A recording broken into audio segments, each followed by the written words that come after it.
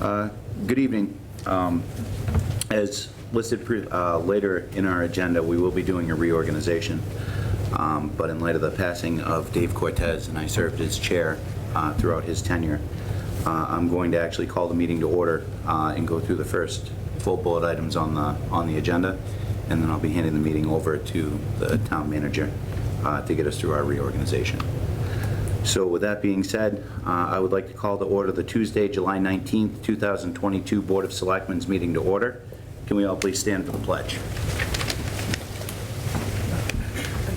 I pledge allegiance to the flag of the United States of America and to the republic for which it stands, one nation, under God, indivisible, with liberty and justice for all.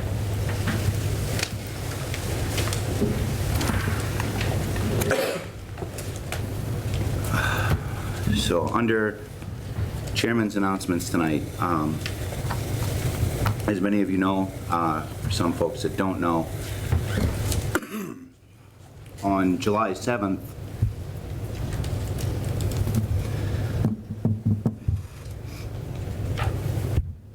sorry.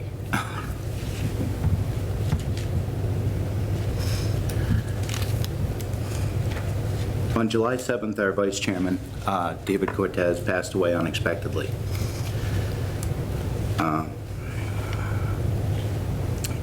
David was a valued member of the Board of Selectmen, very trusted advisor as a Vice Chairman. He was a retired state trooper, an extremely gifted lawyer, and a highly dedicated family man. I'm going to give people around the table, as well as in the audience here. Sorry, promised I wasn't going to do this. The opportunity to say a few words about Dave and offer some condolences to the Cortez family. All of our thoughts and prayers should be going out to all of them through this very difficult time. And I can't express what a tremendous loss losing Dave was to this board, as well as to the community and his family. As we have our state senator is actually dialed in off of a bus, I'm going to hand the floor over to him very quickly to say a few words. And then I have a couple of statements that came from a couple of our department heads, and then just turn it around the table. Senator Fatman, you there? Looks like we lost him. Oh, there he is. Hey, Ryan. Lost him again. Moving on the bus? Who's he driving up? Yeah, he's with a... Ryan, can you hear us? Are you able to hear me okay? Yes. The floor is yours, Senator Fatman. Thank you, Mr. Chairman, members of the board. I apologize I'm not able to be with you tonight. I previously, 3 weeks ago, had a scheduled tour out in the Berkshires, but it's my understanding that tonight you're remembering Dave Cortez and his service to the board, to the town of Douglas, and also the man that he was. It just so happens that this afternoon, the individual who's driving us was a former police chief in the town of Sutton, and we were talking a little about this service tonight that you're holding, and he's known a lot of good police officers over the course of his many years of service, John Heber, and John just mentioned, Dave Cortez was a good cop and a man who served with integrity, and that means a lot to me. I knew Dave in his service as a selectman. I didn't know him as a police officer, but it was a privilege and honor to work with him because I knew he cared very deeply about the town. Some of my first interactions with him were actually in my first year as a state senator in 2015. I had held office hours in the Douglas Library, and he and his wife and his children showed up advocating for the school. At that time, we were talking about cutting a lot of services, and he and his wife and his family were amongst the first in line to advocate to try to change that situation and advocate for the town of Douglas with the state owning 25% of its land. And I remember the conversation he had with me that day about the children of the town and wanting to support them. And that started his legacy in path of service for the town of Douglas in elected capacity. He ran for the Board of Selectmen, was re-elected, and eventually ran for state rep. Cared deeply about the community and his family, and I just wanted to pass along my condolences to the town. I know that Douglas did an amazing job weathering the storm of COVID through all of your leadership, but also, with Dave's input and making sure that every single person was attended to, that no stone was left unturned. And, it's a huge loss for our area, huge loss for the police, huge loss for the town of Douglas, and worst of all, and most importantly, a huge loss for his family. So our thoughts and prayers are with all of you and with his family. Sorry I can't be there tonight, but I wanted to express that. Thank you, Ryan. Thanks for having me. Our pleasure. I'm going to start with a memo that had come from Chief Miglianico. He was unfortunately unable to be here. On behalf of the Douglas Police Department, I offer our sincere condolences to all of Dave's family and friends. He was a dedicated public servant throughout his life, first as a Mass State Police trooper, then as an attorney, and finally a selectman. Most importantly, he was a dedicated family man to his wife and 2 boys. Our community was fortunate to have him, and he will be greatly missed. Thanks, Nick. The next letter is from John Furno and Adam Furno from our Highway Department. First off, we would like to thank the Board of Selectmen and Town Administrator for giving us this opportunity. We apologize that we could not attend in person, but we wanted to send along our thoughts on Selectman Cortez. Selectman Cortez was a large supporter of the Douglas Highway Department. As a selectman, he and the other members of the board supported new highway equipment, roadway paving, bridge construction, tree removal, economic development, and the utility upgrades that will have a positive impact on our town and its residents for years to come. Selectman Cortez was always willing to lend his expertise and assist us in any way that he could. He was easy to talk to and very approachable. When speaking with him, he always made you feel important, and he always made sure to ask how everyone is doing. He was always concerned about the safety and well-being of our employees, especially after long snowstorms. We are still in shock that he will no longer be with us. The Douglas Highway Department would like to thank Selectman Cortez for his years of support, friendship, and generosity through his years of service. He will be missed. And that's from John and Adam Furno. That I go around the table to the board. The only other point that I would add is that Selectman Cortez was a connoisseur of dad jokes. So if anybody has any of those they'd like to share, I'm sure they, as terrible as they are, they'd probably be appreciated. Well, I'll start. If everybody, including you, Kevin, have hit the nail on the head. We have a void in our Board of Selectmen. There was an article in the Worcester Telegram about Dave and some things I didn't know, how he helped financially some seniors with some bills. I don't know if they were to the town or what, but he never bragged or blew himself up. And his experience with negotiating our contracts was extremely helpful. In particular, he had good skill with that because he'd been on both sides of the table, so to speak. And at 60, he had so much more to give, and his experience as a state trooper and then taking himself through law school and starting a whole new career like that is a typical American situation, and he sort of embodied that. And his wry sense of humor, I know, will be missed around the table, and it'll take a long time for us to get it settled down, but I miss Dave.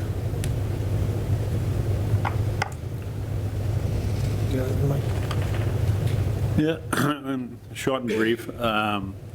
Only worked with Dave for a short period of time over the last year. What I'll miss most is the level of integrity and professionalism that he brought to our meetings.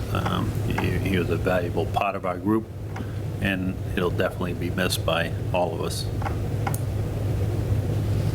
Yeah, it'd be maybe the second last guy to speak. I can't really add much more to that other than to tell you he never once sought the limelight. And I'll give you a story of me going down the Soldiers Field and there he was with his wife and 2 kids replacing some bleachers because they were in disrepair, and he didn't like that and took it upon himself to do that.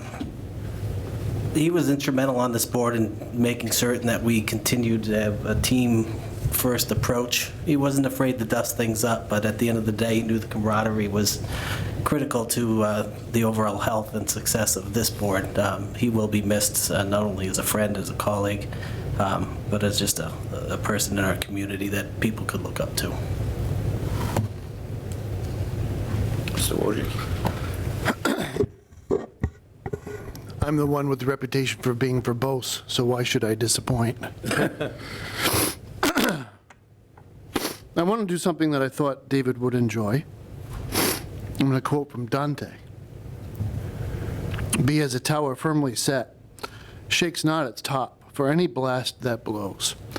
And I think that sums David up, because he was a man of bedrock principles who came to every process with a core set of beliefs that were unshakable.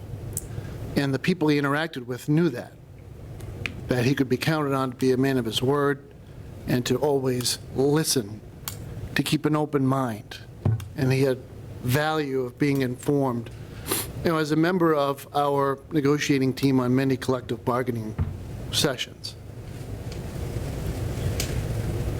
what David brought to the table was his own unique knowledge. Having been a vice president of the State Troopers Union, he knew the case law, the labor relations law, not just the statutes.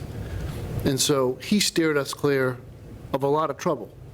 And just by being an expert at what he was expert at, he saved the town thousands and thousands of dollars. We would bring Labor Council in after the agreement had been negotiated for review.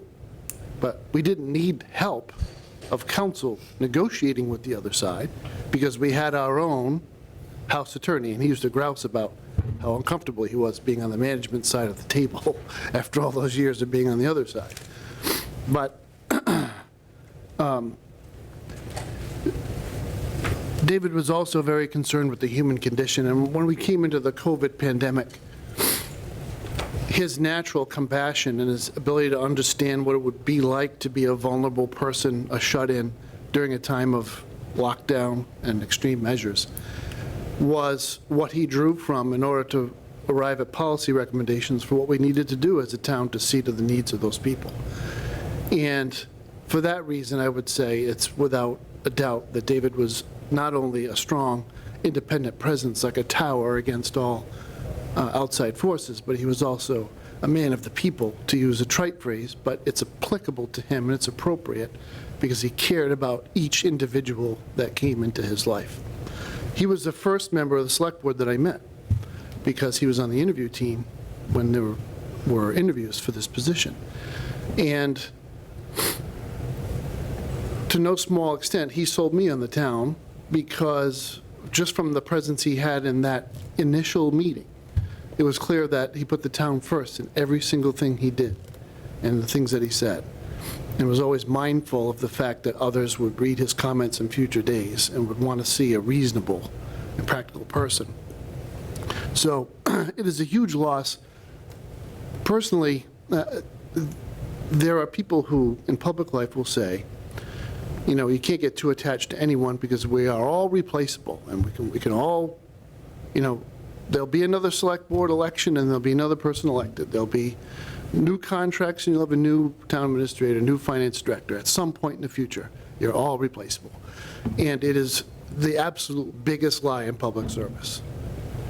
Each individual who serves in a role brings their own unique talents, insights, and experience to what they do. When they go away, you lose all the things they brought to the table that were in their sweet spot. So it will be virtually impossible to step by step replace Dave Cortez and the influence he had on our labor negotiations, on the processes of the Board of Selectmen, and his insight into just where the town was headed and why he wanted to go that way. Having said that, we do have to think about how to best serve his memory, and that would be to do the best we can for the town in everything that we do for this period of mourning and beyond. use David now, that tower that stands so steadfast, as a reference point as we go forward. Thank you, Mr. Chairman. Thanks. Is there anybody in the audience that wants to say a few words?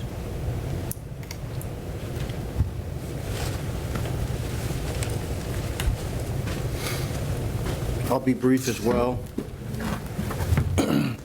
First of all, I want to express my deepest condolences to the Cortez family as well, but I've served on a number of boards and committees as well as being the chief here for years, and I would say one of my proudest moments, or the most fun I ever had on a board, was on the search committee for the town administrator with the departure of Mike Kaczynski. And he was the chair of that committee, and I never had more fun on a committee in my life. It was really interesting, and Dave always had that half smirk on his face with almost like two feathers sticking out of the corner of his mouth, like he knew something that you didn't, and you didn't know what it was. So I really appreciated that, and the respect that with negotiating fire contracts. I mean, my firemen and the members actually really appreciated and respected Dave, and the last negotiation we had was the smoothest negotiation I've never had, and I think that could be, all the credit go to Selectman Cortez for that. But again, deepest condolences to his family, and I hope he rests easy. Thanks, Chief. Is there anyone else?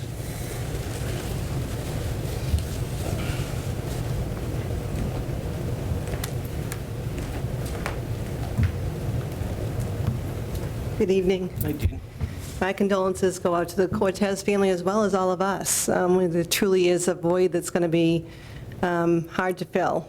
I will always remember Dave's wit, his integrity, his help, his assistance. He will be the only one that's allowed to say, I can pull a rabbit out of the hat. And laundering money, that will never be repeated. But he would definitely be missed. You know, he is an asset to the town, but also his integrity and his friendship and his guidance and leadership. It's hard to replace that. People do make a difference. And thank you. My thoughts and prayers are out to the family. Thank you, Jean. Anyone else? Okay. Seeing as not, I'm going to ask that we take a brief recess. We have a moment of silence in that recess. Yes. So observe a moment of silence in memory of Dave.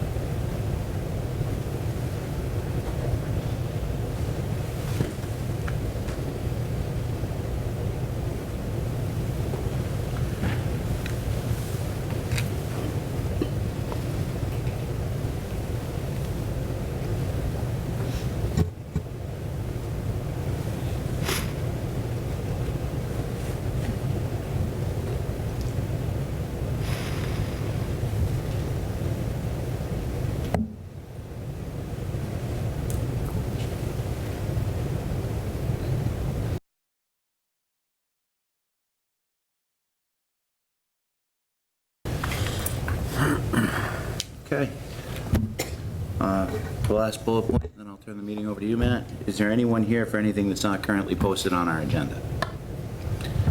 Seeing as none, the floor is yours. Thank you, Mr. Chairman. The process of reorganizing the Select Board works this way. The chair yields. The town administrator or chief administrative officer presides only for the election of a chair. The election of vice chair or any other officers is conducted by the elected chair, the newly elected chair. So this is very simple, straightforward. I'm going to open the floor to nominations for the position of chair of this board. nominate Kevin Morse to serve as chairman. Are there any other nominations? Can we have a discussion at this point without making nominations? Because Mike had expressed interest, and I think just as a board with a member of 4, that we flesh out why we want to be chairman, who should be chairman, and the like. Do you? Well, I expressed an interest in either one of the 2 seats. I recognize the fact that there's a lot of work that's involved in either one of the 2 seats. The only reason I would want to do it is to help move forward in different things that need to be done within the town, be a little closer to the input part of the process, instead of sitting back and being one of the soldiers and waiting for the information to come. And you, Kevin, you've done it for a number of years now. Having served as chairman myself, I know it's a grind. Why are you a glutton for punishment here? Well, I enjoy being accessible to the community. I have no problems being chair or conceding off to someone else that chooses to do it. My desire to remain as chairman through the rest of this term was to try and keep some continuity in the formation of the board in light of recent events. So I know that my work schedule is cleared up quite a bit, so I'll have a lot more time that I can dedicate to the chairman's role, kind of getting more of an active seat as I used to have in previous years. Great. So, thank you. I think that's just important as a board that we discuss that, but I would second Hal's motion to allow Kevin to be the chair.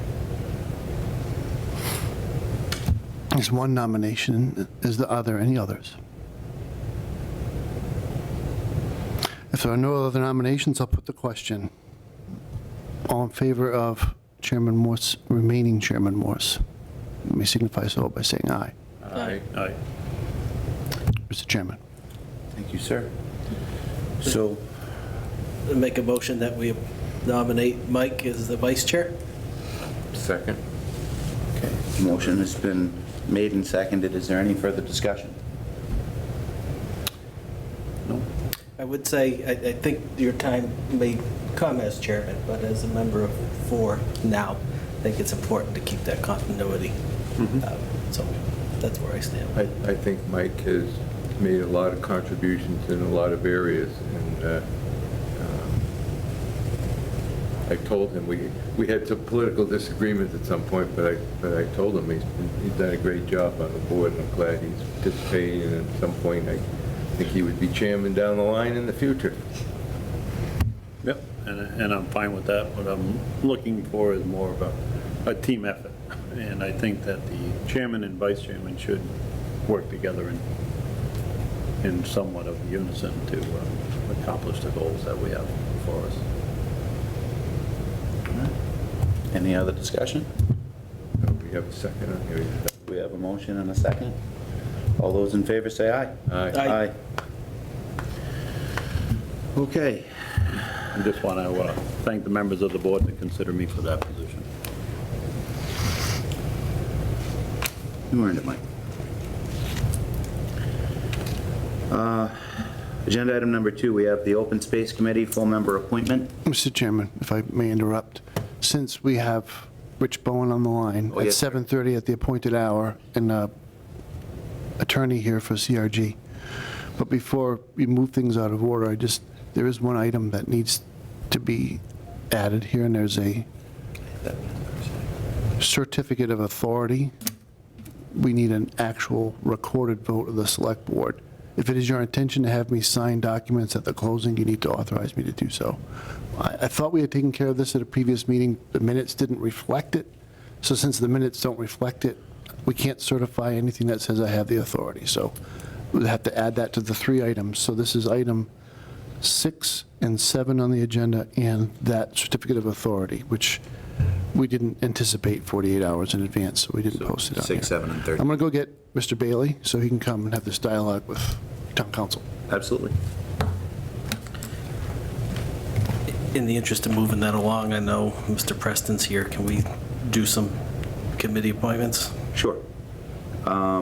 We have Richard Preston for the Planning Board Associate Member appointment. You here, Mr. Preston? I believe the planning board already voted to appoint him. It's a joint appointment between the Board of Selectmen and the planning board. And the Planning Board has no issues? No, they've already voted to appoint him. Okay. Good evening. Hey, good evening. Hello. I didn't read the memo. There's a memo in there that Lisa just corrected. Yep. On June 23rd.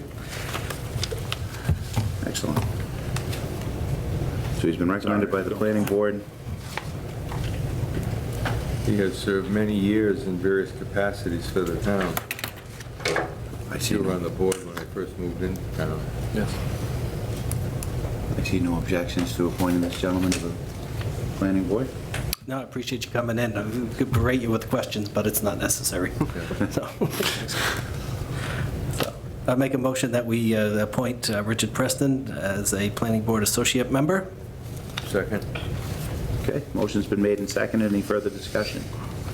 Seeing as none, can all those in favor say aye? Aye. Great. Thank you. Great. Thank you. Thank you. All right. Do we want to jump down to 6, because we Yeah. both attorneys? So it's vote granting permission to level or grade portions of town-owned property in Uxbridge, parcel 15-1443, in votes. Attorney Bowen? Mr. Chairman, members of the board, good evening. Please let me start by expressing my deep condolences to the board for our mutual loss. I'm heartbroken.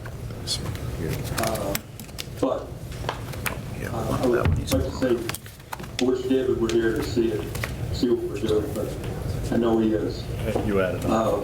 With that being said, what's in front of you tonight are a couple of documents. One is a license that would authorize the developer to use parts of town land in connection with an access improvement. This is something that at a later date will probably come before town meeting. But for the moment, the work that the developer needs to do can be done by license. The documents are very carefully crafted to make sure that it satisfies the requirements of being a license rather than being an easement. And it's my recommendation that with those changes that the board may proceed with that particular document. And with your permission, Mr. Chairman, if I can just jump to the other item, which is the Selectmen certification. Matt touched on that. Your vote to authorize him to sign closing documents is important. Much as we would very much like to have a ceremonial closing meeting, we always run the risk that at the last minute there are going to be small changes in documentation that require on-the-spot action. I think the type of vote that we're asking you to take to give Matt authorization gives us the flexibility to deal with any unanticipated changes. With that being said, I believe everything is on track for a closing tomorrow. The deed has been reviewed and approved. All the documents appear to be in order, and it looks like everything is full speed ahead. The first vote would be approve the licensing agreement and then authorize Matt to execute any documents on behalf of the town. Yeah, Al, that's correct. Okay. I'll move that we approve the license agreement as presented to the board this evening. Second. The motion's been made and seconded. Is there any further discussion? Seeing as none, all those in favor say aye. Aye. Excellent. And then we need a move that we appoint the town administrator to execute any documents in connection with the agreements with the developer, and that's broad enough. For the closing on the land. Authorize, sign. To authorize to sign the documents that, on behalf of the town. If you could just add, including the deed, including the deed, Just- most important. Yeah, well, including the deed. because the registry can be Thank fussy you. about that. Yes. Good pickup. Well, I think all documents are sufficiently broad as long as you're saying the deed. Yeah, the other stuff is, The Yeah. deed and all other documents. connection with the closing. Yeah. Yep. I'll Mr. second. Chairman, being a man of a certain age, I always like belt and suspenders. Why not? Thanks, Rich.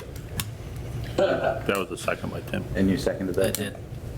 Okay, so the motion's been made and seconded. Is there any further discussion?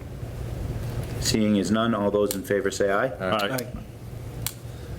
All right, so we're on to review and sign the development agreement with CRG and possible votes. So, Mr. Chairman, I was a little bit more involved with the development agreement than the legal stuff for closing. I don't really think there's any substantive changes to the drafts that you have previously seen and that you tentatively agreed to at your last meeting. We've tightened it up a little bit, put it on letterhead. This essentially is a package, and everybody needs to understand that even though there's multiple documents and authorizations to sign this, that, and the other thing, the development agreement contains a significant amount of consideration for the town. Those items in Appendix C and the potential, not the certainty, but the potential to help the town offset any traffic impact that is documented to have occurred from the development, which was a clear wish of the planning board that we protect the town in that fashion. This was a very civil and, rapidly progressing negotiation because I think we had a meeting of the minds fairly early on what we wanted to accomplish. So I respectfully request that you approve this tonight. I'll move that we approve the development agreement as form presented to the board. Second. Motion's been made and seconded. Is there any further discussion? Seeing as none, all those in favor say aye. Aye. All right. That was easy. Just for the record, my name's Dan Bailey. I'm a real estate and land use attorney at Pierce Atwood in Boston. I have worked with Mr. Davis, it was some years ago on the Westwood project. Yeah, the Westwood over. Yeah, I was special town council in Westwood. We are down to one parcel left. It was a 130-acre redevelopment. It was a bad time to have demolished all the buildings. 2008 was the first iteration. Did not go well, but it came back and it got built. And I just want to, on behalf of my client CRG, express our appreciation. I'm new to CRG. I've been working with them for about 3 months, but I found them just great to work with, and I know that Frank and his team have really enjoyed working here in Douglas, and they appreciate the support that they've had, albeit at times, with a little bit of arm wrestling. You wouldn't be dealing with a municipality if there wasn't arm wrestling. Hey, I love sitting on the municipality side. You have so many tools at your disposal. You don't like that, we'll take it. CRG and Mr. Economic Development, Bob Manarick, and the town administrator have made all of this go. Very complex project, and without everybody's assistance, I don't think this would have gotten off the ground. So Yeah, thanks to everybody. I'm going to grab the development agreement. I have to sign it. She's notarizing. That's the license. That's the license. Yeah, I want to get the development agreement. He's got one more item to sign. Okay. Okay. Who, out of curiosity, I'm sorry to be doing like half of a closing in front of you. Who has the deed? The original and the deed? Nobody's got to you on that. Is that a quick call? Yeah. I can make copies, I got the latest. I'll be here for a while, just print it out and I'll sign it. Yeah. Just come get me. And somebody can always pick it up tomorrow. Do you still need me physically present at the, yes. You still need me physically present for closing, correct? I don't Bob know. has a copy of the original deed under arm, so. Yeah, that's what he just said. So while Dan's looking for that, where are we with this? This has really been kind of a whack-a-mole, jack-in-the-box. Every time we turned around, there was some picadillo associated with ancient deeds, people who didn't measure things. And CRG's been tremendously patient, and their lawyers have been very thorough. So what we're transferring to them is whistle-clean title, which is necessary for a development that's putting as much financial risk on them as it is. Time is of the essence at this point because we are under inflationary pressure in the economy in general, and the impact that increases in interest rates have on pro formas for a project like this can be really significant and change the investor's view of the attractiveness of the project versus other alternative uses of their money. So we would very much like to have all of this closed up. There are other closings that have to occur for this entire development project to get off the ground, and those will be on Friday. And with that, the next thing we should see is a building permit application. But without exaggeration, this is the largest private economic development, commercial investment in the town of Douglas. Maybe not as a percentage of the value of the town, because Mr. Schuster and Hayward probably at the time were building something that was many times more valuable than all the farmhouses around them. But for the modern era, this is by far the largest that you've ever done. So during my report, Mr. Chairman, I'll go into a little bit of what that means for the whole town. I don't want to belabor this part of your agenda with that. So while you're doing the signing and things like that, is it safe to bounce along on the Yep. agenda? I think we're all done. All right. Before we get that, are we signing that? No, we authorized. You just authorized me to sign it. No, I know we did that. Review and sign development agreement with CRG. Okay, that's to you. All right, so we're back up to the Open Space Committee full member appointment. We have Kathleen Segru Richards and possible votes. Thank you. Thanks, Rich. Thanks, Rich. Well, thanks for coming by. Congratulations. Is Rich leaving? Rich, are you going to be available later on in the meeting, or are you doing other things? But do you need me? We, I have a quick question. yeah, Vice Chairman Fitzpatrick has a question. Oh, sure. So can we get through agenda item Yes, 2? absolutely. I just didn't want him to run away. Yeah, no running away, Rich. Captive audience, sir. Kathleen, thank you for volunteering. Sorry, we've been Sure, no problem. jumping all over, a lot going on in town. So, Open Space Committee. Yes. So I've been working with them since the beginning of the year to redo the open space plan, and they just asked me, I wanted to be a full-time member. I said, sure. So Excellent. I know I, for one, always like to see people volunteering to boards and committees. Anybody have any questions of Kathleen? call me Kathy. Kathy, sorry. No, it's fine. With that, I'd make a motion that we appoint Kathy to the Open Space Committee as a full member.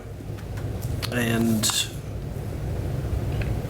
we typically like to have a term of that. 3.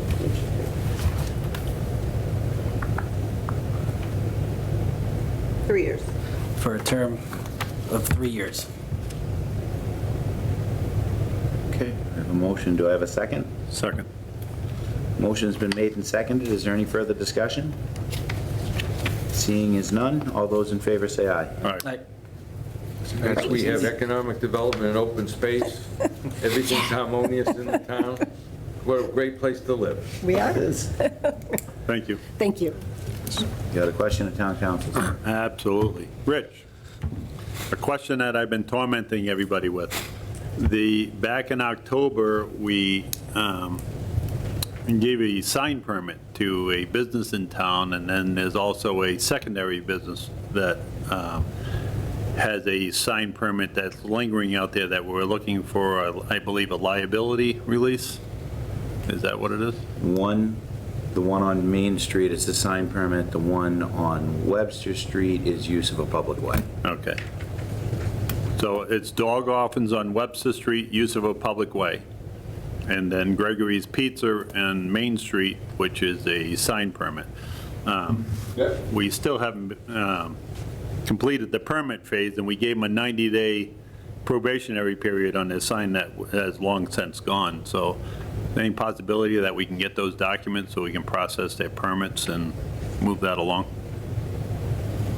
Yeah, I'm not familiar with this, but sure. What exactly do you need?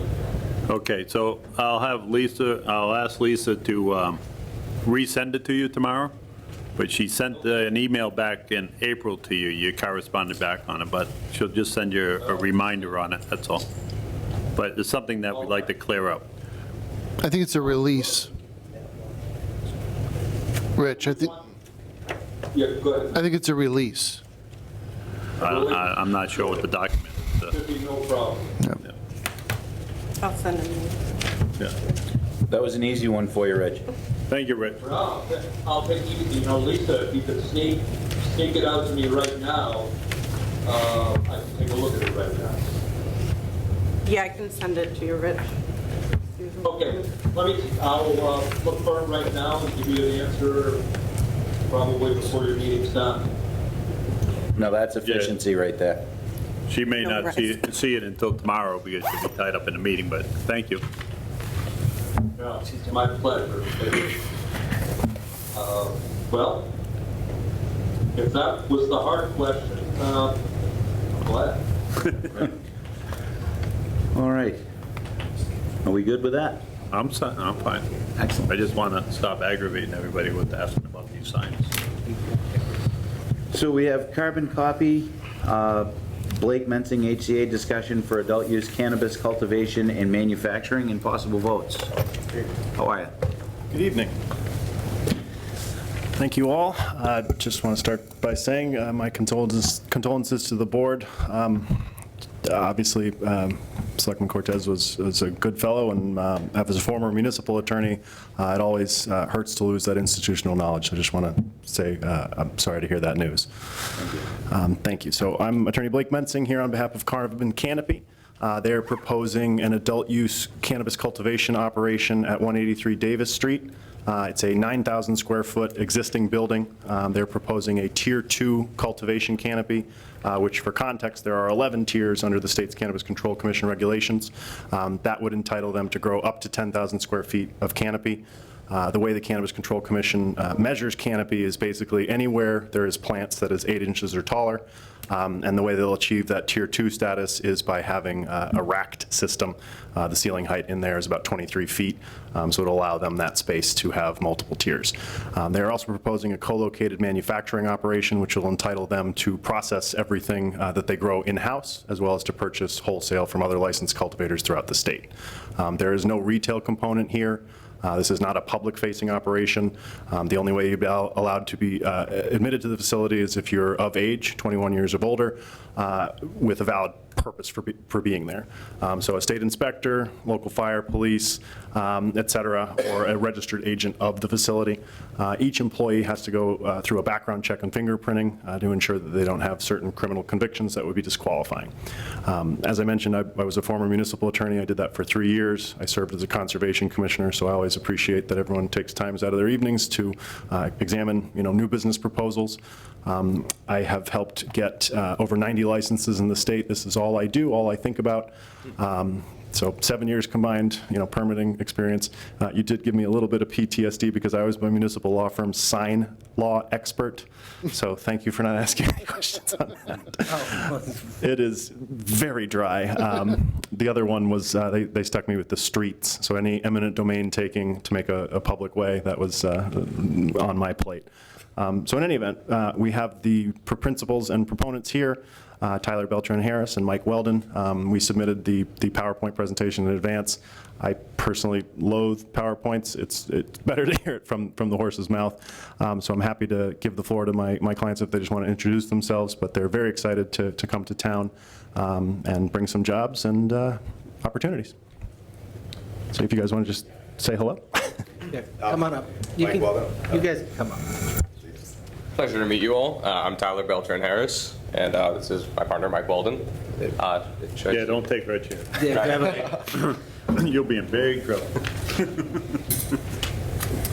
Yeah, so our facility, like Blake was saying, is located at 183 Davis Street. Obviously, commercially zoned. The building is approximately 9,800 square feet and can be expanded on its roughly 2.7 acre lot. Like you said, we plan to do a tier 2 cultivation using a racked system. And we intend to do that again in the lofted warehouse space in order to maximize the available, footprint, square footage that we have. So then it's just going to be cultivation and manufacturing, no intent for like on-site consumption or retail or? No, sir. So yeah, right now today, the commission does have regulations that allow for social consumption. It's just not yet a thing because the Secretary of State identified a flaw in the statute. There's a current piece of legislation that may change that to allow towns to opt in. I don't think the site has a public-facing goal ever. But even if that were a goal, we'd have to come before the board, have an amended host community agreement. The town would have to opt in. So, anything's possible, but I don't think that's really the intent. It's to be business to business. And they both have 5 years of cultivation experience after legalization. And Mike, if you just want to give a little background on some of the tech stuff, which I can't even remember my passwords, but. Oh, yeah. No, so currently you mean my background? Just your professional background. Yeah, currently I'm a software developer. I work for DraftKings, have you heard of that company? And we're not operating in Boston or Massachusetts yet because it's not legal to gamble online. But I think they're available in 18 states now and counting. But yeah, I've been a software developer. I'm college educated from RPI. So I've been a developer for about 6 years now. And had a hobby, which is, cultivating cannabis and looking to start a business. So yeah, we're happy to answer any questions about the facility or the process or anything you'd like. How many other facilities do you have? This will be their first First one, facility. okay. And why did you choose Douglas?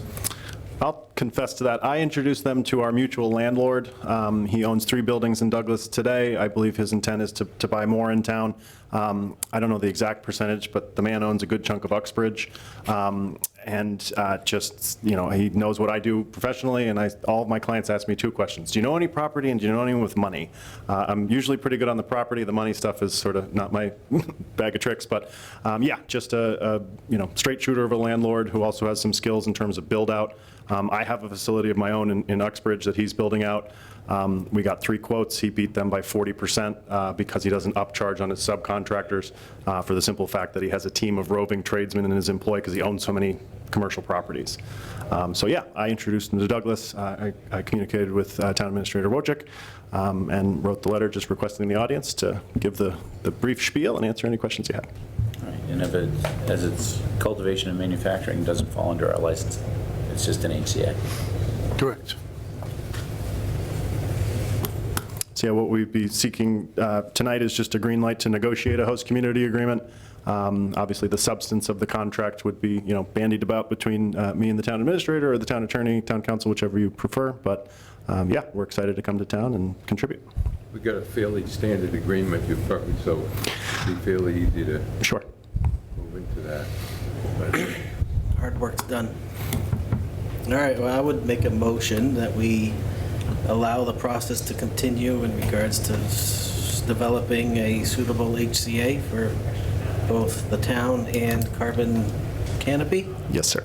We usually put a delegate from the Board of Selectmen in the negotiations. Previously, it was Selectman Cortez, actually. I'll serve on that if you need someone. So if you would just make it 3 people, so a member of the select board, myself, and Kate Federoff, Yeah. and we'll handle it from there and bring it back to the board when it's ready. One quick question, Mr. Chairman. The legislation passed that changed the impact? I could go into depth on that. Because I'd rather have that discussion in public before we go any further. Yeah, so there's pending legislation that's being reconciled between the Senate committee and the House committee relating to the Cannabis Control Commission's duties around host community agreements. What the proposed legislation would do is order the commission to review the contents of every contract in the state. MGL Chapter 94G, Section 3D describes how a community impact fee may be collected. And the long and the short of it's really only 1 paragraph. It says a municipality may collect up to 3% of gross revenues from a facility for reasonably related impacts The costs of those impacts get documented, and those costs become public records like everything else you do in government. And really what it's intended to do is avoid situations like you may have seen in Fall River, right, where people are saying, gimme, gimme, gimme, and the statute says, this is what you're allowed to collect.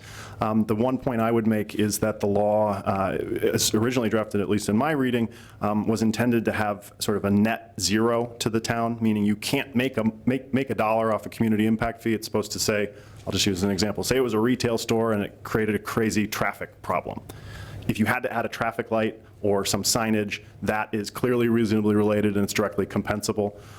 You know, a sort of B2B facility such as this doesn't have traffic concerns, but for instance, if there was, you know, some draw on some municipal service, like an inspection by the police, that would be collectible.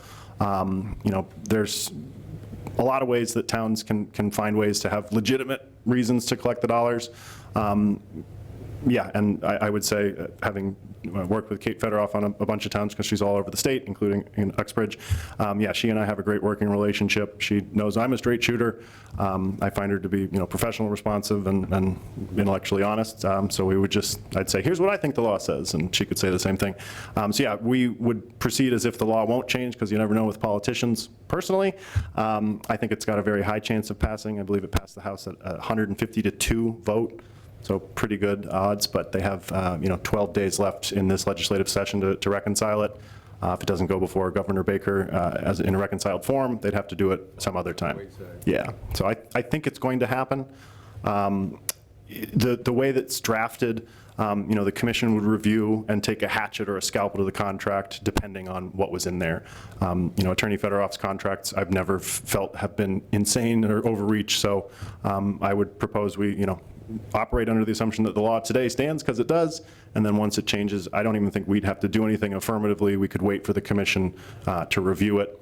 And yeah, I mean, if it's within the bounds of the statute, I will tell my clients this is great. I haven't looked at the HCA in Douglas recently, but I do recall reviewing it initially. There was nothing that offended my sensibilities whatsoever, so. And I love talking about this, if you can't tell. I'm a true weed nerd, sorry. Okay. You should be. That's all I think about. So, Mr. Chairman, in the interest of having some of the issues discussed in public forum and not just negotiated away, I just want to assure folks at home, we're looking for this as a revenue source, that because town meeting adopted the excise tax in Douglas, we would get the excise tax that the municipality is entitled to from their operations, but they're not retail. So it's not going to be a lot of money. It's not the nature of cultivation and manufacturing to generate that much, if any, revenue from that standpoint. So one impact I want to protect against is false alarms. And police and fire running to frequently faulty alarms. And rather than have a bylaw that punishes everybody, I just want to make sure that we understand that that's on the completely opposite end of town. So once we commit resources to that side of town, they don't easily come back for a real call. So we want to have that relationship, that dialogue with you.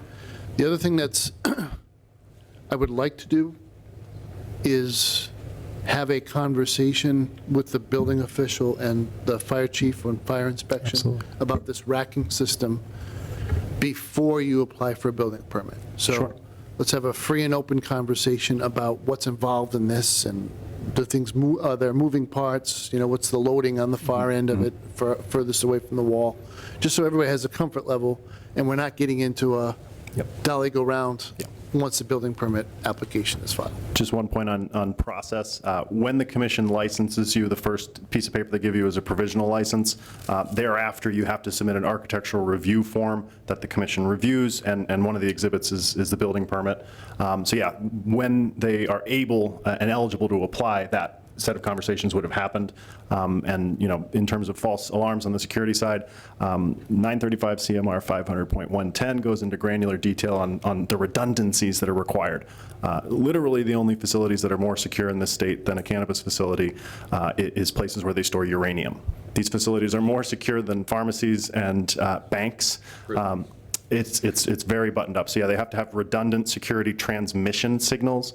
So, landline or internet or cellular are the typical methods. And yeah, it's I think, very plain that these don't typically become targets. There's no benefit for signage because you can't have a customer walk in. It's really just other licensed operators in the state. And to my knowledge, there's only been one incident in terms of crime that was in a Boston retail store during a riot. Someone threw a trash can through the window and tried to steal stuff. They got caught, so. Can't blame him for trying. I mean, the heat of a riot, you never know what you do. Can we take the vote? Well, we have a motion. Go ahead. Question first. Before it gets to the building permit phase, it would still go through the planning board process to address any concerns for odor control and things like that, correct? No? I believe it's a by right use. The Cannabis Control Commission regulations say two things. You can't be a nuisance, and in particular, you can't be a stinky nuisance. So essentially, the way they solve that is through technology. Again, this is a tier 2 out of tier 11, so it's not 100,000 square feet of canopy. And the way that's addressed is through inline HVAC filters with activated carbon that gets changed out every 2-3 months. And it's a solvable issue. However, to the selectman's point, be advised of our site plan review triggers and whether or not you're going to cross those lines. Change of use, for one, which would trigger that on commercial use. I believe it's classified as manufacturing. I know it is under state law, and I believe that's how Douglas's bylaw treats it. So it technically wouldn't be, but again, you can't have a stinky nuisance. That building was office space, so it's a change of use if you're going to manufacturing. So would that trigger site plan review under bylaws, which I believe it does, because we've gone through it with the 120 Gilboa Street. When you have a change of use, it triggers the site plan review. Well, we'll take a look, and whatever the steps that are required, we'll follow them. Oh, no, that's fine. No, we'll follow the rules. If you leave this place and you turn on, you can do it right now. You get on 146 South, you'll probably be stoned before you get first rest area. It's actually giving your industry a bad name around here because they're not burping, they're dumping that gas out every day, and it reeks to high hell. But, so it's change of use, and then there's the 300 square foot, so it's very easy to alter 300 square feet. So, Yeah, and site plan review, we can't deny it. Yeah. It's just a matter of getting. So we'll make sure we get every required local permit. The one point I would make is that the host community agreement isn't the license to do, ignore the rest of the bylaw. So that's a state requirement, and we'll absolutely adhere to everything that's required. And just for clarity, everybody sitting here wants business to come in. Great. It's just, we have to be responsible. The building's 100%. been vacant, really not used for quite a while. I know there's been some tenants in and out, but it hasn't really been a functioning No real business. use. The last one with the bright idea to strip all the interior walls. Come on. The aftermath, we didn't know how that happened. Yeah, it's a blank canvas, think of it. Well, we appreciate raising that. Thank you. Yeah. So you need a second? Yes. Second. Motion's been made and seconded. Is there any further discussion? Seeing as none, all those in favor say aye. Aye. Thank you very much. Thank you. And just next steps, I contact you to, okay, great. Thank you, appreciate your time. I see Rich is back. Mr. Chairman? Attorney Bowen? Thank you, Mr. Chairman. I just emailed you, Lisa, and Matt a release that can be used for each of those establishments. You are speedy, sir.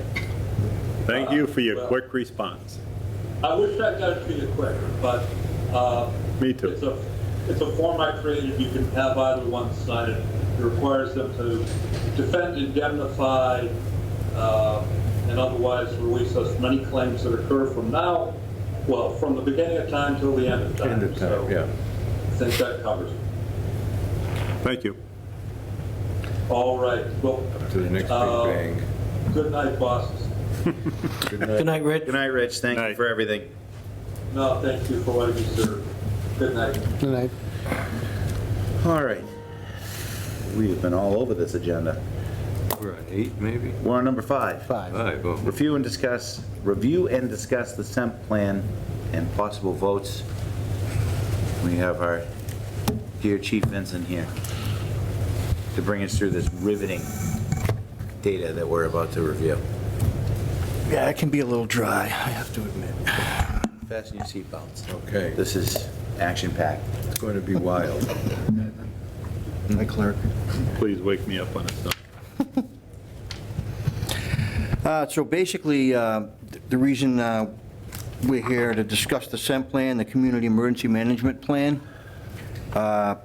It's an extensive plan that has finally been put to paper, working with MEMA. It pretty much is very applicable to our town. It needs to be updated from time to time. I would say probably after elections, after we have new employees for different departments. But what it is it's something that is a plan on paper to help to mitigate emergencies throughout the town. Both planned incidents, for example, we use this as an opportunity, we use Oktoberfest as an opportunity to exercise this plan. We set up a command post. We've thought about everything from an active shooter to somebody who could crash through a barrier and try to take out a bunch of people. Winter storms, things like that we have to plan for. We also have immediate response incidents, things like major traffic accidents, airplane crashes, things like that. So basically all this is it's a format and a process for how we mitigate these emergencies, and especially when it is something where we're involving more than one agency in town. If we have a fire, there's usually one incident commander. They run that show. They have an operations person who is in consultation with the incident commander, a safety chief, and a logistics person, one who is in charge of getting the things that we actually need. There's times when we utilize all our resources in town, and so we go mutual aid. And then there's times where we might even utilize all the mutual aid that's around us, where we have to go to maybe a state task force or something like that if it's a fire. But if it's multi-jurisdictional, for instance, let's say it's an incident at the school, we would have not just one incident commander, but we'd have what's called a unified command. So that would involve the police, fire, and probably the superintendent. And then we'd also appoint a PIO, or public information officer, to deal with the media and things like that. So really all it is it's a plan. For the most part, this is what we did all through COVID. We met as an emergency operations center. At one time, we were meeting 5 days a week. Other times, we scaled it back when the cases started to get low, and it seemed like people were getting better. And then eventually we scaled it down to 1 week, and eventually stopped actually doing that. The other thing that's part of that is communication with MEMA and other agencies. Is what's called Web EOC. We have an incident, we can get on that website that's with the state. For instance, when we, during COVID, there was a lot of coordination to try to get PPE and things like that we needed, stuff to, alcohol wipes and things like that to help us be safe. So there was a lot of coordination for those things during COVID. But really, again, this is just something that deals with all the natural hazards. It actually has a list for everybody that would be involved. If you folks choose to promulgate this tonight, it will be circulated amongst the department heads. It would include finance, the police, fire, Board of Health, just about every department that is listed in this plan that would have a role to play. And there's also, if we have an emergency that involves all those people, there would be a checklist that each person would have, each department would have that would apply to them and the things that they needed to do. The other thing it mentions is the ways that we notify the public of emergencies. We have Code Red that we did a few years ago. Code Red is something that we can notify people in town, or we can just select a little portion of town that that an emergency might apply to make sure that people stay away from that area. Code Red also gives us a chance to get more grants as well, and it's actually considered to offset the grant. So we have an emergency management planning grant we get every year, and we don't have to have anything in return because we actually have a Code Red account, and we're actually paying for Code Red. But there's other ways, Facebook, social media to keep the public informed and whatnot. So just basically, it's a way to respond to incidents, know when to, when the incident starts to die down, how to demobilize incidents, and send away those who might be responding. And then we would do, it's part of the response, and the recovery is part of that as well. So I can't really think of anything else. It's pretty much, that's it in the nutshell. That's 78 pages long. It includes, again, checklists for different departments. And I can't really think of anything else, but this is something that is required. It's required that we have one, and again, that it should be updated on a regular basis.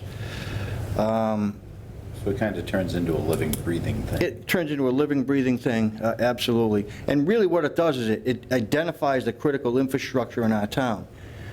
It lets us know where different records are kept in the town hall, so that if someone's not available that would basically be in charge of those things, then we would know where to find those records in case we need them. House critical infrastructure, I'm just curious. What's that? You said, is my house critical infrastructure? I want to. Yeah. It's critical. I don't know if it's infrastructure. So, does anybody have any questions about the 78-page document? I do. Is this something that needs to be voted on tonight? And the reason why I ask is we just received it, so they have a little bit of time to review it, and if there's any input that needs to be put into it. I think the nature of the beast being itself, where it's subject to change and constantly evolving, a lot like our Constitution is, I guess, if you get down to it, is that, it's not etched in stone as to how it is. So, we can put to approve one in with the understanding that it's subject to change. Or is it something that we can pause on? You could do that. I guess I just want to answer the question directly with a direct answer, though. We've been given an extension because they allow us a certain amount of time to file a plan after the original plan that was in place and approved has expired. That expired, I want to say April. I think you might be talking about the hazmat plan. No, SEMP. Okay, well. Hazmat will be next year. Right. Our SEMP plan, we're a few weeks out from when it technically expired because it hadn't been renewed through a process. So I don't think a 2-week delay or even a 4-week delay is going to cause any kind of train wreck. One meeting just to have a chance to look through it in case, and get any input back to Matt, so that if there's any tweaks. The only other question I have is the EOC manager and the incident commander are two different people? Correct. Okay. Who appoints these people? So there is no appointment of incident command. You have 2 chiefs. Yep. And it will be the nature of the event. So we wouldn't expect Nick to run a fire. We wouldn't expect Kent to run a crime scene. When you have both agencies or even other agencies of the town involved in the response, our approach has always been unified command. So a group of people make a group decision on what's going to come out. I know this is dry material for many. It's for Kent and I, this is it, because we pre-commit to these plans and policies, and so when something bad happens, you don't have to think about what you're going to do next. Right. And where the train comes off the tracks is a place like Uvalde where they're all standing around, who's in charge? It's the dumbest question in the world you want to ask yourself when you get a guy. To take your profit, but So- taking a look we're doing here. So the incident commander is in charge of the response to the incident at the point of action, right? So in the I hot get zone. that, it was the EOC manager. So the EOC, we're very rigid about this because of the way FEMA works. To sit in the EOC at all and participate in decision-making, you must complete the training. So ICS 100, 200, 300, 400, 800, 700, and G775, which has been renamed to something else. G2300. G2300. Did you do all that? Well, 300 and 400 are week-long courses that you sit, usually in the bowels of some university or community college, and you have to go through it, and there's a test at the end.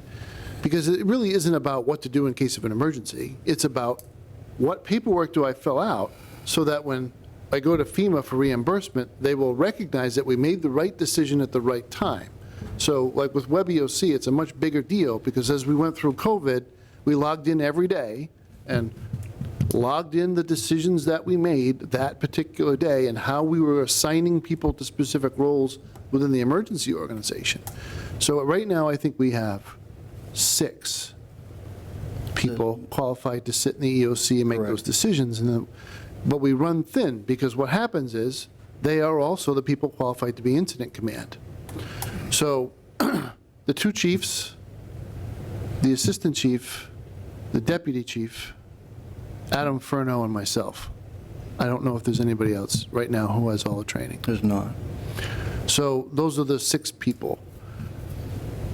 If there's an active incident and the EOC is stood up, that's usually the incident commander would call back to the powers that be here in the municipal center and say, we need to stand up the EOC because I need the support. Not the support in the field to go get another cruiser or go get another engine. That's between them and dispatch. We got 7 victims in this apartment house. They need a place to go. Dispatch will call the Red Cross, but then we need to set up the place so that Red Cross has a place to operate and so that we're making people comfortable, getting them something to drink, yada, yada. So you see how it goes. Right. When it's fully functional, that's the way it would work. So it would be whoever is not required at the incident. But when we go through the roster, if it was a big fire in an apartment house, up the street here on Depot Street, that's Kent and John and Adam and Kelly. There's 4 of the 6 people are going to be there, right? So that's why, we pre-commit to who's doing what, right? So that we understand also the importance of being in communication all the time and having timely reports of what's going on. Because in some cases, we don't want to burden the incident commander. We should, on our own, decide, yeah, it's time for the EOC to stand up. There's another piece of this which we still have to work on, which is a third plan. So you have 3 pieces. You have hazard mitigation plan, which is your prevention, your comprehensive emergency management, and COOP is the next one. Continuity of operations. What happens if we lose power for a prolonged period of time? Some major incident takes out our server, our data room here. How do we recover our operational, our networks, our information and personnel to make decisions? That is the third piece that we have to work on. So I'm anxious to have the SEMP approved, and then we immediately dive into the process of making it better. Because we got into this time frame. This is supposed to be a collaborative process with a couple of public discussions, and we invite people in. We have a sounding board, a lot like we did for the Municipal Vulnerability Program, the MVP planning process, where we sit around the tables and we but what you end up with is a consensus that defines the plan, so that when it's time to implement the plan, nobody's saying, what? You're reassigning me to the EOC? I'm an engineer, I can't do procurement. Well, yes, you can, because you're smart enough to run a spreadsheet, and that's what I need you to do.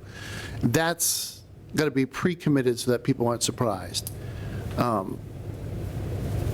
And just basically. But COOP has got to, so we need a COOP to make our insurer happy that our cybersecurity meets their minimum standards for coverage for insurance. So it's all kind of coming together at the same time and needs attention. So as soon as we're done this, we're going to move on to that and then try to come back to this within a year to make it better. So with what you just explained, there's no reason to delay it for 2 weeks. We could just vote on it tonight because you're going to be working on it anyways. That is the intent. Yeah. And then Make a motion to accept the plan as written. Second. Motion's been made and seconded. Is there any further discussion? Seeing as none, all those in favor say aye. Aye. Sorry to put everybody through that, I just want some clarity. Oh, That's all. good. All right. So, And then it's got to go to all the department heads. approve temporary limited appointment for Beth McKay to the assessor's office and possible votes. So, Mr. Chairman, earlier, Attorney Bowen was heard to say he likes belts and suspenders to hold the pants up, and that's what we're doing here. In the past, when we've had retired employees come back to help us out and get paid for that, they were coming back to a position that was already in the compensation table with a rate that had been set by town meeting. And so they had pension board authority to come back for the maximum number of hours before they're penalized. And they had, there was already a spot, so that there was a paper trail authorizing the payment of a rate per hour for the person coming back to us, namely Maria LaJoy and the planning department. In this particular case, Beth McKay was the principal assessor for the town, and she has retired. But now we have filled her position with a full-time employee.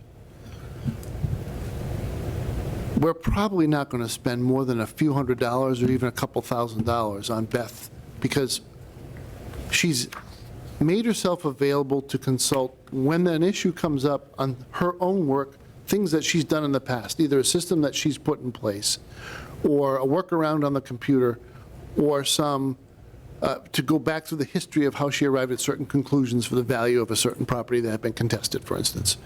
So in his work, the principal assessor really needs that resource. And we understood that going into transition with a senior role in town, we wanted Beth to be available, and she has agreed. But we don't have is a rate of pay for a part-time limited temporary employee to authorize her payment. I can create those things under the Town Administrator Act and the Personnel Bylaw and the personnel policies of the town only for a limited time. It kicks back to you at the earliest opportunity. So in this case, from July 1st to now, I think Beth has given us about 2 hours, 2.5 hours. We'll go retro back to that. But you have to ratify this creation of this position and allow it to happen as the chief executive board of the town. Does that explain the issue enough?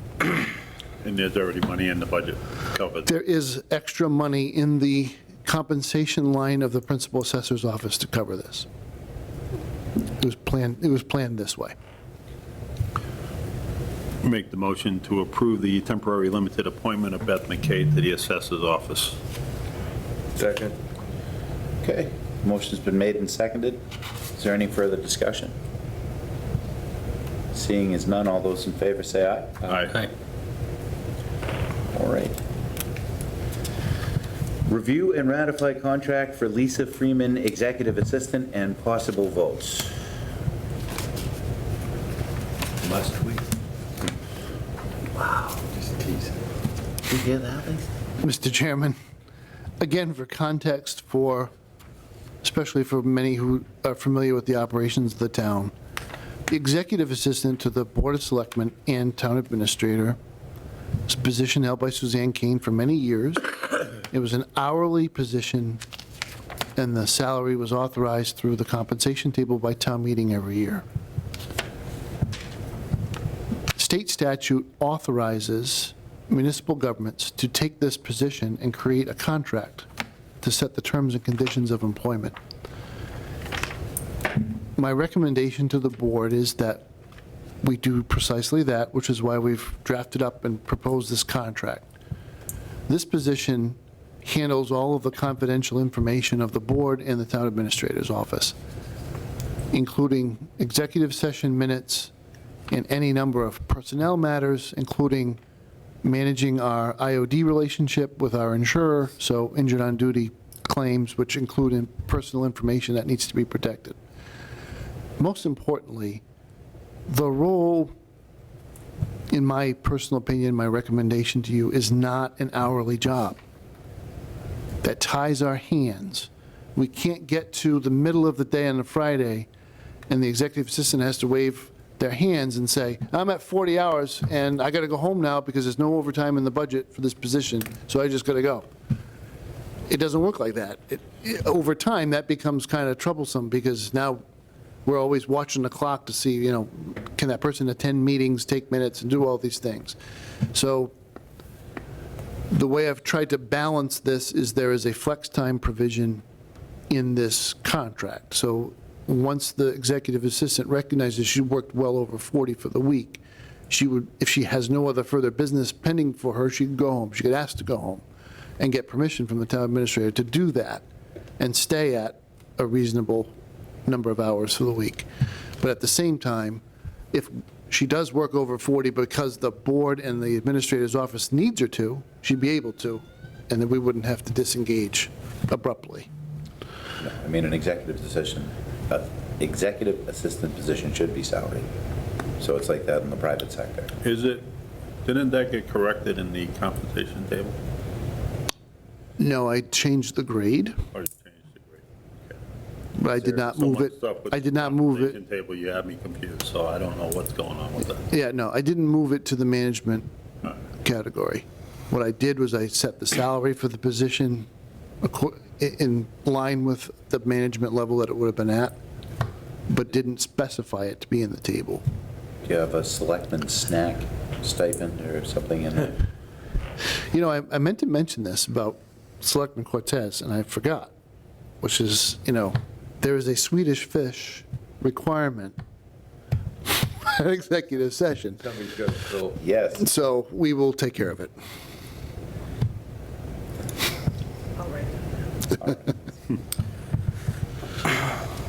Okay.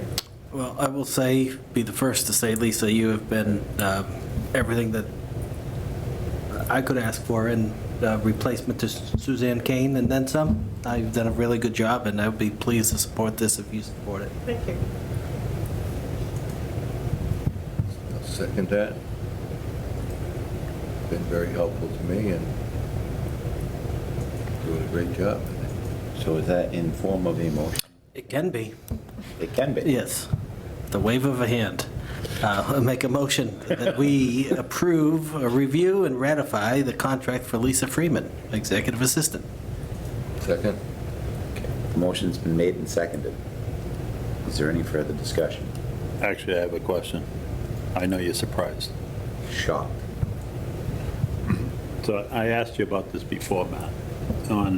In section 5, it says, in the event that the employee is terminated by the town without just cause before the expiration of the agreement, and during such time the employee is willing and able to perform her duties, the town agrees to pay the employee a lump sum of 6 months' salary or the balance of the remaining contract, whichever is less. So my concern was that because it becomes a contract thing, it's like reapplying for your job each time. And then if it became a political move because of a new election and for some reason she didn't buy Swedish fish and the new members didn't appreciate that, she could be terminated or not renewed from May to the end of June, June 30th being the end of the fiscal year and July 1st being the start of the new contract. She doesn't have 6 months of severance.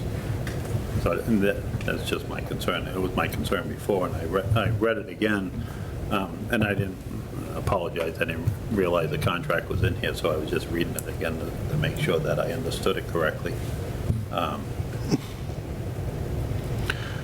Yeah, I'm just trying to be fair to the employee as well as the town. That's the only reason I bring it up. Mr. Chairman. Yes, sir.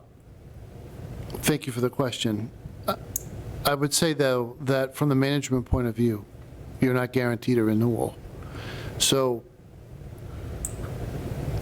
it would remain in the prerogative of any board whether or not to renew any contract employee.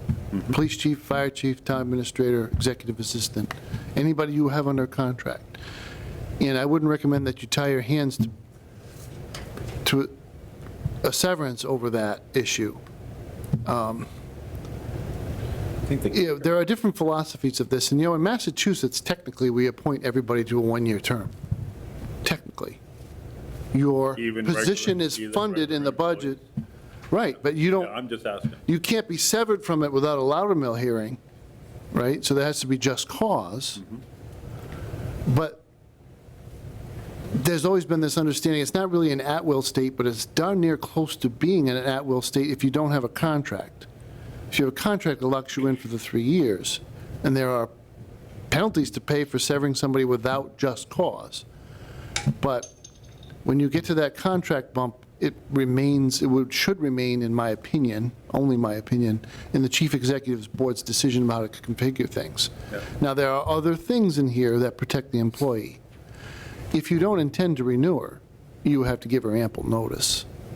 So it gives her time, I shouldn't say she, it gives the employee, whoever it is at the time, the opportunity to find something else, knowing that they're not going to be renewed. So you'll know, no fish, no renew. That's how it works. He likes peeps. Now, we could have gone with any of these positions up to 5 years, just by way of explanation, Mr. Chairman. But the consensus is we don't want all 3 contracts in the municipal center to be up at the same time. So the finance director, the town administrator, and the executive assistant to the administrator represent a significant amount of the institutional memory of the town. If they all 3 came due in 1 year, And all 3 left. and all 3 were to leave for whatever reason, you would be in a really difficult position. Now, they still could, right? You can still just apply to another job and we'll get it. But we should try to plan as much as we can. Just like the board's elections are staggered, we should stagger employment contracts so that people are on a healthy cycle. And so they also know in their relationships with each other how that works too. So you got to free up the administrator to do evaluations of personnel on an off year, right? So that you're not looking at your own renewal as a function of other people's being renewed or not. You gotta cut to the chase and be straight about what you're writing in your evaluation. So those are just extra thoughts, Mr. Chairman. So we have a motion, we have a second. I have another question. You're only allowed one. No, I got 2. You brought up, and reminded me of something, and because it came up with your contract. Should there be a date associated with the annual review? So there's an expectation from management and employee as to when that should happen. Like yours is tied to December 31st. So I'd put that in mind because I think we need to make sure we establish rates of pay based on an evaluation during the budget process. So when we go to town meeting, we're not either setting aside a reserve or having to go back and fall town meeting to get more money if there's incentive pay involved in. Precisely why I brought up this question. Right. So, I mean, I'm not averse to an amendment that says, or a rider, a memorandum of understanding that we can do next time that says we will do this evaluation before the end of the calendar year. And that way, everybody kind of knows where they stand in the budget process. The budget process will fairly reflect the will of the board for employees. That's the way. Tomorrow and It should never slip so far into the fiscal year that you find yourself kind of in the bind that you found yourself this year, where you had a promise in a contract and it was well past the budget time.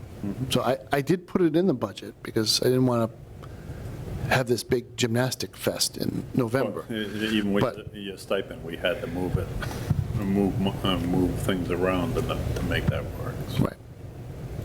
Anyways, just a thought. I don't have any questions.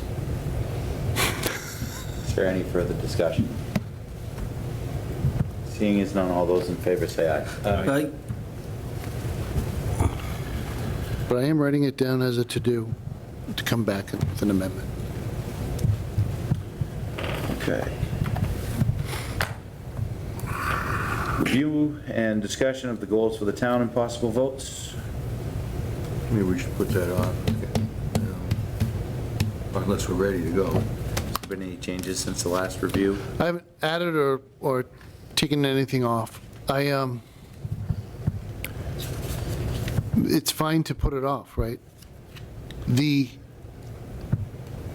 Here's one thing I thought I want to add to this conversation, is that when we're as busy as we are right now, time is precious. And I used to have this conversation all the time with my strategy clients, business clients. When you set goals for your organization, you are not only choosing what you're going to be, you're choosing what you're not going to be. The things you choose not to do, or the things you choose to raise to a high priority, push other things down. And as we get more busy, and as we have some turnover on the board, because we'll have 2 new members within 3 years, from my experience, I know that the pitfall I want to avoid is having a task list that's 100 items long, and every single one of them is just as important as the other.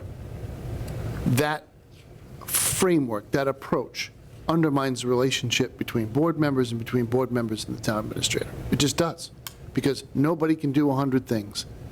So when you set priorities, and especially if you set a rank ordering of the things that you want to see come out within the reasonable time frame of a year, you are also saying that if it's not on that list, and you don't have an explicit conversation in a select board meeting about what a new priority might be because of circumstances, then your evaluation, not only of me, but of all of your employees, is tied to the list of goals, right? So if it is a priority to finish the e-permitting process for the planning board, then, for instance, what I will do is take time on my budget.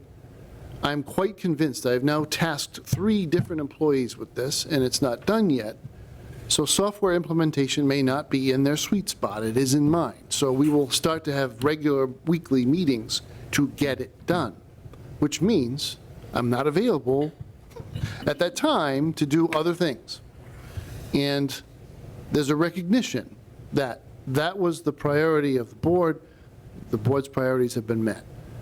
That's a dialogue that has to be honest and open and clear for everybody to understand, and not just wing it, and every time something important comes up, we're putting fires out all the time, and things that are important to the board may not be getting done as quickly as they need to be. Things that are important to me or that I see as time pressing get set aside for smaller stuff. So the establishment of goals is critical for every single department head and for your office, the people you appoint. So I'm fine postponing it. Would like to entertain questions about the items that are on the list. If you have any curiosity about why is this here and what are you trying to get at with the goals. So we can have a fruitful conversation about what should be the top 5 things, perhaps. But if we're not ready to have that, we're not ready to have that. If I can have a moment, I would like to move forward and approve this with the understanding that we address what Matt just suggested to us, as to have a discussion as to whether the priority should be, and maybe some clarification on some of the items. I'm not opposed to anything there. What I did recognize is because we haven't done anything with it since the first reading, as Matt stated, that the couple items got added to the list. So that's what's going to happen the longer that we wait. So I would be, if you would entertain a motion, I would make a motion to approve the goals as listed now, with the understanding that we're going to review them and have some input in the upcoming meetings. I think it would make sense, like, I don't have a problem with making a motion to approve it and things like that, but I would ask that we do, I hate to say it, sounds like signing homework, but let's review this closely and let's stack rank them, and then we can have a fruitful discussion. Yeah, right now, there's no priority, and then there's got to be some flexibility, because one might be a top priority, but you're stymied, so then where should you be putting your energies and resources? Yeah. So it's got to really be flexible. These are not presented in any particular order. I just was, as I thought of them, I put a bullet point. No, and I think that's the point that both of us made in a different way, that they're there. So now we just have to figure out how we're going to prioritize them. What I'm hesitant to do is leave it open, so then more ideas get added to the list. It's just going to complicate it further. Yeah, understand that. Even after we approve it, it's going to be fluid to a certain extent then. Right, but even this list, as long as it seems, rules out a whole bunch of other things. Yeah. So, I mean, this is an actionable list. I made sure I didn't overdo it. Well, it's actually not that hard. If you look at it closely, you have one category with subcategories. Right, a lot of So- things are closely related, but they're also very time. Right, but it's just spelled out to break it up to the end to fully understand it. Is this a one-year time horizon for most of these? Were you making a motion? Yes, I would. I would have to put these on. I would make a motion to approve the goals presented by the town administrator with the understanding that we're going to prioritize and review them in upcoming meetings. Sooner the better. Second. We have a motion and a second. Is there any further discussion? Seeing as none. All those in favor say aye. Aye. Aye. Okay. Fun one. Approved minutes and possible votes.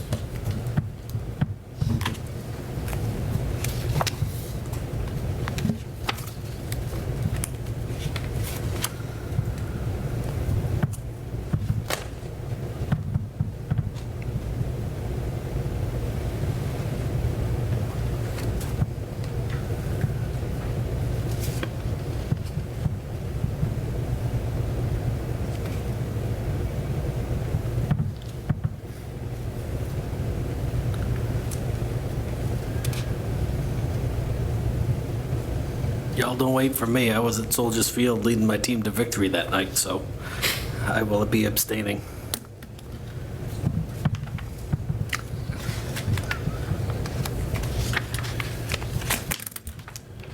Move approval of the minutes as presented to the board. Motion's been made.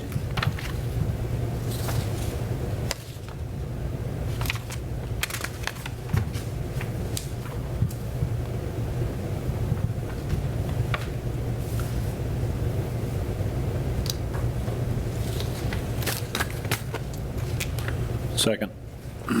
And seconded. Any further discussion? Seeing as none, all those in favor say aye. Aye. Aye. Your report, Mr. Administrator. I'll try to be quick. You will notice that 7 windows have now been removed from the gymnasium by the contractor who's remediating the asbestos. And we expect those openings to be filled up with new windows as we proceed through the week.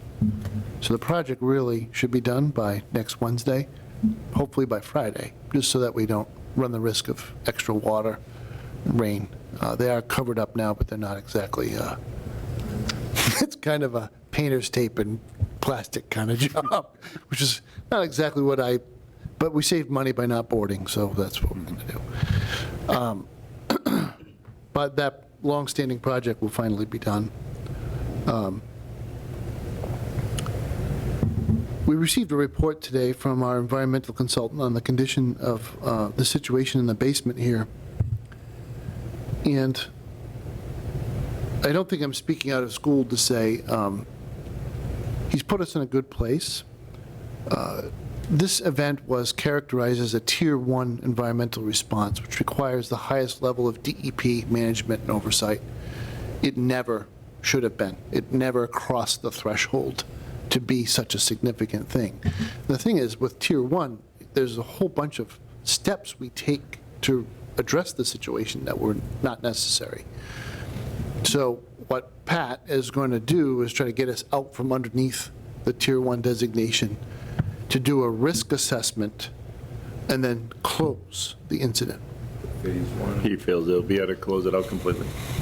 Yes. He may have to relocate the groundwater monitoring situation outside the building. Long story short, there was, I'm stepping on eggshells, so there was a good deal more sampling done in the basement here than is typical of an environmental response. some of it may be justified, given that the oil had spread out across a large area of the floor, and it was necessary to investigate cracks and then seams along the walls to make sure that they understood where the oil had gone. But as the consultant advises, once you take one sample and you find that it's hot, that it's got petroleum in it, you would typically go all around it to try to find the extent of whether that had spread, whether it plumed out, and just how much there was. And the pattern we see in the sampling is much more aggressive and very random, including testing spots where the oil could not possibly have gone, even if it had legs and could walk. And then that's very troubling, because it suggests that we weren't just trying to remediate this situation, that the investigation was to find any source of any petroleum anywhere else in the basement of this building and address that. And that wasn't what the claim was about. The claim was about the spill. Once you find something, of course, you trigger an obligation to take care of it. This building went through a substantial remodeling renovation on the far side of the building. When the gym was built, there was actually existing structure that was torn down. There was an extension to the building that went out that direction. And in the basement, or next to the basement wall of that part of the structure, there was a tank. And that tank, Suspicions were true. your suspicions came true, Selectman Fitzpatrick. It was an old-timey, old-style tank that had number 6 oil in it. When that part of the building was removed, and the tank was removed, and the gym was built over that area, you now had a stairway over where that tank used to be. When they sampled that area, all of the shallow samples came back clean. It was the deepest sample that came back with petroleum in it, and it wasn't the same composition as what was in the rest of the spill area. So what we really did here is we fixed a very old spill, or just drips from the old tank. Again, being a cynic, and I can't help but be cynical, you don't have to be overly observant. You just need to know what it is you're looking for to know where you might want to dig a deep hole. You're following the fuel line that is still there and runs to that doorway. So it was kind of like winner, winner, chicken dinner. There was probably a tank here because there's a line that dead ends at the wall here, so let's just keep drilling and we'll find something. I'm being a little bit accusatory because I think the evidence is very firmly on my side. I'm privy to a lot more detail than I'm sharing in public session, but we're going to put together a report and an action letter that the environmental consultant will send to this board and to me that will probably trigger a heart-to-heart conversation with our insurer about their relationship with this vendor, and whether with the prior vendor, the one who did all the initial response, to at least make people answer some questions. Because to me, a threshold of integrity has been crossed, and I'm sufficiently skeptical, or I think I actually have a duty, a professional duty, to inform the insurer of what has happened. My principal reason for doing so is because if the town is going to have that claim become part of its experience rating for purposes of setting future premiums, and a lot of work was done that wasn't needed, I want the amount that they put in their spreadsheet to be reduced substantially. Because it's not fair at all. And we'll get spanked for it. To spank us now for something that should never have been disturbed to begin with. So that's the purpose of all of this conversation about it, is to get to the grassroots and what really happened here and why is it so expensive. Separate RTN file for the, No. where the tank was? No. No, it's all put together in one. Still the one RTN. Yep. And there's, a myriad of other issues, but I won't, at 9 o'clock, I'm not going to get into I think I'll probably go in a little bit more detail with building facilities in my report to them tomorrow. So you can always look at the video and fast forward and see some of the additional information. We're posting a lot of bids. So things are going out the door in a fairly rapid clip. So we posted the pavement bid. There's a 21-day burn on this thing because of the central register being a kludgy thing. It's over $1 million worth of paving work, so that will be out on the street. And the hope is to get the work done before it gets too cold in the fall. So that list that you saw is the list that we went out to bid for. We're also going out to bid finally for the generator in this building. So the electrical engineer finally came back to me today. Our cost estimate is, I'm very optimistic, knock on wood, right?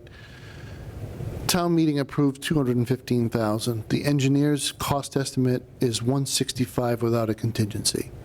So 180 something. So we should come in a fairly decent amount under budget. We still might need that headroom if we get into all kinds of delays, and if the cost of fuel goes through the roof.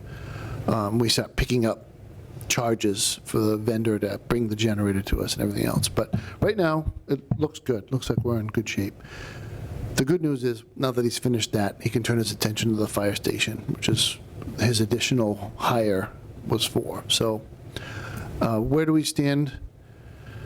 Our LED lighting projects are completed, and now we're waiting for the insulation project to go on at the fire station. So residents may notice insulation trucks. This is part of trying to tighten up the building and make it more energy efficient. That is grant money, not taxpayer funds.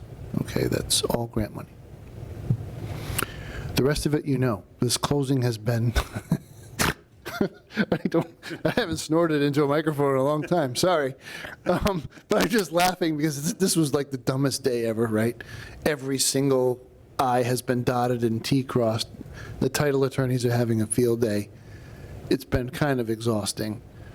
But what I do want everybody to appreciate, and I'm not trying to exaggerate it to pat anybody on the back, including myself, but it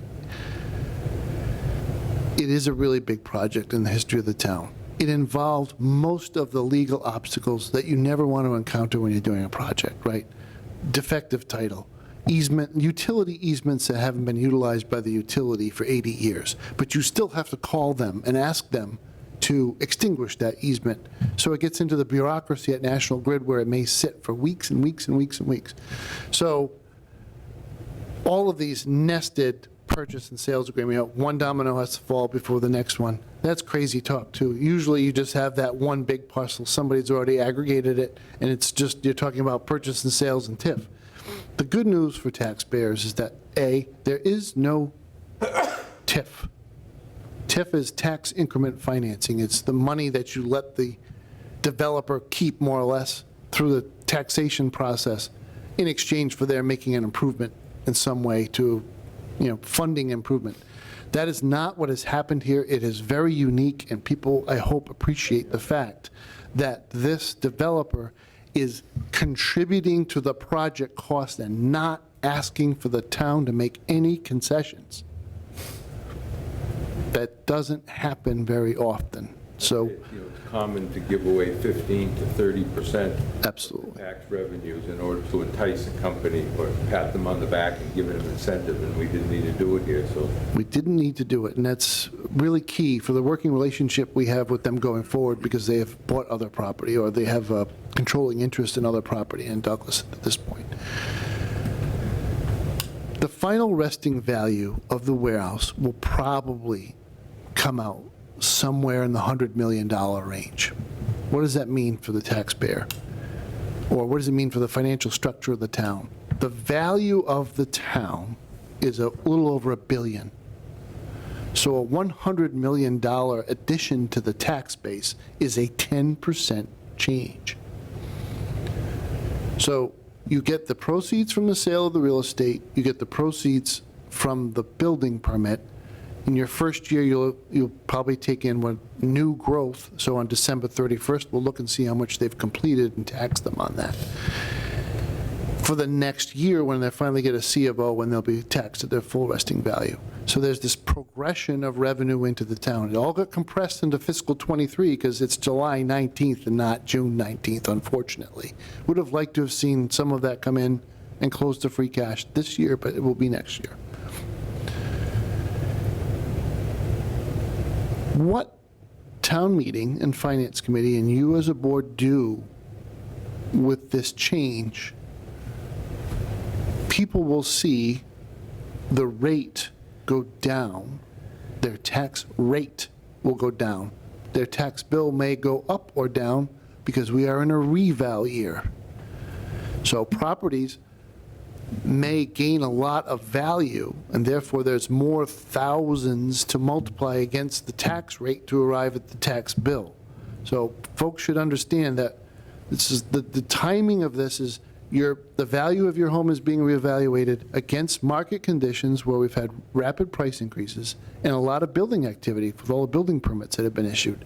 So if you made improvements to your home, you put an addition on, a garage, deck, other things that add value to a home, and now you've been reevaluated at sales prices that represent comps to your home and other communities that are expensive, you may see the value of your home go up. But the levy is only growing at 2.5% a year. So we'll be retiring a very similar levy against a much bigger tax base. So the benefit of economic development is there is new revenue, but there's also, to the extent that you don't raise and spend it in the levy through the budget, it's unutilized levy cap, and that is actually a benefit. It slows down the rate of growth of taxes, or for some people will represent either a stable or a reduction in their tax burden. That was the whole point of doing this and pursuing it as aggressively as we have. Just think it through, though. It's been 3 years in the making, right?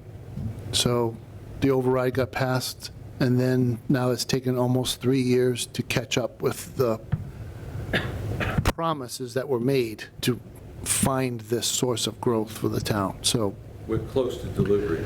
Very close to delivery. It's been a long time coming, so it's a really significant Makes the override change. look much more justified. Well, it gives you a little bit of sense of relief, because I think depending on, my background is I never want to raise taxes on anybody, including myself, right? So we fight like dogs not to do that.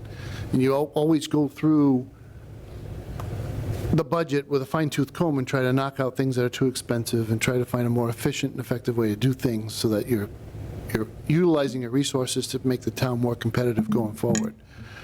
But there's a point at which you just can't, that there's no turning back. And I think Douglas kind of had reached that point where a lot of the staff was part-time. Enforcement was, suffering as a result. Public safety got to full-time on the fire side, but,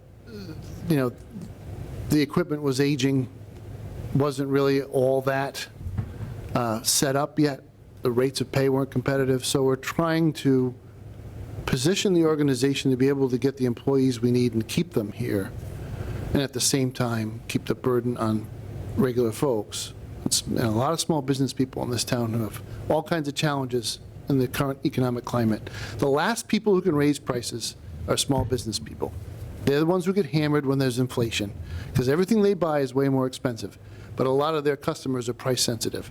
So if you're putting a ladder on the back of your truck or a lawnmower or something, you're trying to make money that way. Your fuel costs are going up and everything's going up, cost of labor is going up, but your client is still going to yell at you if you go up 10% on your bill. So we're sensitive to all those things, and we're trying to keep the lid on it all, and at the same time, avoid the spiral that municipalities get into where they try so hard to save so much money that they can't keep employees. We're driving around rickety stuff that breaks down every time, and the service delivery suffers significantly. We've avoided all that, and I think we're starting to move in a good direction. Still going to take a lot of work to finish it. Lastly, we're still waiting to hear from the EDA. I know we get an update, and I'm just not going to express any frustration. We'll just see where it goes. At this point, what I understand is that the awards, to the extent that we might still be alive in this process, have been forwarded to Washington, and we're waiting for the Secretary of Commerce's office to release a yes or no decision on our grant application. Gee, Rhode Island connections might be useful there. Maybe. So you'll laugh, right? There are only 39 cities and towns in Rhode Island, only 39. So the relationship that you have as a local official with the governor is very, very different. I worked for governors, so I had a different kind of relationship. But my expectation was as a town manager, if I called the governor's office, I would get a call back. And it may not be the governor, but it would at least be the chief of staff. And Gina, I always used to get this, like, constituent affairs person who had no idea what they were talking about. Oh, who are you again? I'm the town administrator in Tiverton, which is like the 11th biggest town in the state. Can you at least answer my question about millions of dollars? And, you know, so I'm hoping this is the one call that Gina answers when I make it to her. Right? It'd be better if we were before fisheries, because that's a friend of mine that she brought up with her, but no fisheries here. That's the end of my report, Mr. Chairman. Thank you, sir. I believe we covered open session topics not reasonably anticipated 48 hours in advance. Yes. I have one. No, you don't. Yes, I do. I would like to extend an invitation to the superintendent of schools to come to our next meeting to acknowledge the accomplishments of the graduating class. That works. Send an email to Paul, please.